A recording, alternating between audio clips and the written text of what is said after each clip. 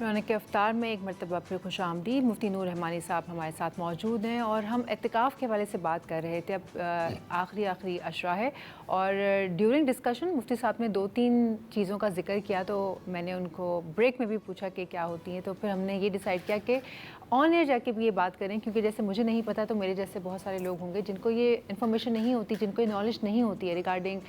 دعائے حاجات کیسے پڑھنی ہے، شکرانے کے نوافل کیسے پڑھے جاتے ہیں،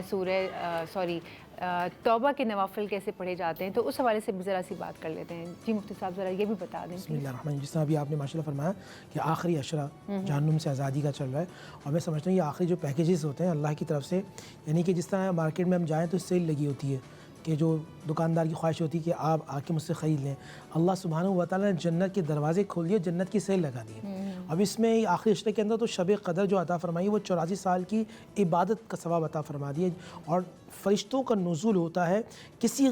غیر نبی پر، اور کبھی بھی کسی نبی کی امت پر آسمان سے فرشتے نہیں اترے۔ یہ سوائے امت مصطفیٰ صلی اللہ علیہ وسلم کا خاص فضل ہے کہ جب وہ نماز میں ہوتے ہیں اور شب قدر کے اندر تو آسمان سے فرشتے اتر کر ان کو اللہ کا سلام کہتے ہیں۔ یہ اور آخر میں اس کا لفظ حدیث میں اتق من النار، یعنی جہنم سے آزادی کا عشرہ۔ آپ کہہ سکتے ہیں کہ پہلے عشرے میں اللہ کی رحمت کی بارش تیز ہوتی ہے، دوسرے عشرہ مغفرت میں اور تیز ہوتی ہے، اور آخری عشرے میں تو اللہ کی رحم و کرم کی بارشیں بے انتہا تیز ہوتی ہیں کہ کسی طرح اللہ سبحانہ و تعالیٰ کا بندہ سجدے میں ہو، تسبیح میں ہو، تحلیل میں ہو، اللہ اس کے گناہوں کو معاف فرما دے۔ جس طرح آپ نے کہا صلاۃ التوبہ، صلاۃ الشکر، صلاۃ الحاجات، یہ سب نوافل ہوتے ہیں، یعنی کہ آپ اللہ سبحانہ و تعالیٰ کی نعمتوں کو یاد کر کے شکرانے کی نماز کر لیں۔ آپ نے گناہ کیا، یعنی کہ گناہ کرنے کے بعد آپ نے توبہ کی، توبہ کے بعد پھر صلاۃ التوبہ پڑھ لیں کہ اللہ جو میں نے گناہ کیا ہے میں تجھ سے معافی مانگتا ہوں، یہ نوافل پھر اللہ کی بارگاہ میں پیش کریں تو انشاءاللہ اللہ سبحانہ و تعالیٰ خاص فضل و کرم عطا فرمائے گا۔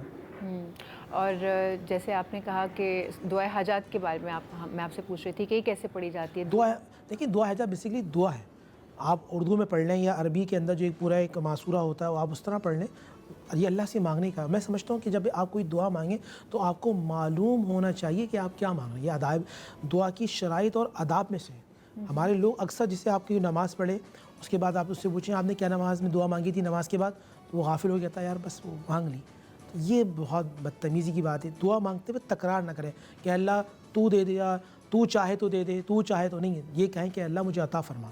آپ اللہ پر زور زبردستی نہیں کر سکتے۔ کچھ الفاظ ایسے ہوتے ہیں جس سے اللہ سبحانہ و تعالیٰ راضی ہوتا ہے، یعنی اسماء الحسنہ جو اللہ کے نام ہے، آپ وہ نام لے کے اللہ کی بارگاہ میں دعا کیجیے، وہ نام لے کر اللہ کی بارگاہ میں دعا کریں۔ اور جیسے آپ نے توبہ کے لیے بتایا تھا وہ ایک مرتبہ اور ریپیٹ کر دیں کہ مجھے لگتا ہے کہ ہم سبھی کو اللہ تعالیٰ سے توبہ کرنے کی ضرورت ہے۔ جو ملک کے حالات چل رہے ہیں یا جو اوور آل اگر دنیا کے دیکھیں تو کہیں کے بھی حالات اچھے نہیں، اس وقت تمام مسلمان انتہائی مشکل میں ہیں، تمام مسلمان انتہائی مشکلات کا شکار ہیں، اور جو نہیں بھی ہیں نا جنگ میں اس وقت وہ انفلیشن کا شکار ہیں، ان کی اپنی پرسنل لائف میں کچھ اس طرح کی باتیں چل رہی ہیں کہ ہر بندہ تو نہیں اپنے ماتھے پہ اپنی پریشانیاں لیے گھومتا ہے، لیکن کہیں نہ کہیں ہم سبھی اس چیز کا شکار ہیں۔ مجھے لگتا ہے مفتی صاحب پرسنلی کہ ہم سب کو جو ہے نا وہ توبہ کرنی چاہیے، استغفار پڑھنا چاہیے، اور اللہ سے دعا کرنی چاہیے کہ بھائی کچھ ایسا آپ کوئی جاتے جاتے 30 سیکنڈ ہے آپ کے پاس، 30 سیکنڈ کا یہ دعائے عرفات ہے، لا الہ الا اللہ وحدہ لا شریک لہ الملک ولہ الحمد وہو علی کل شیء قدیر۔ جس مقصد کے لیے پڑھیں گے، نبی نے میدان عرفات میں دعا مانگی تھی،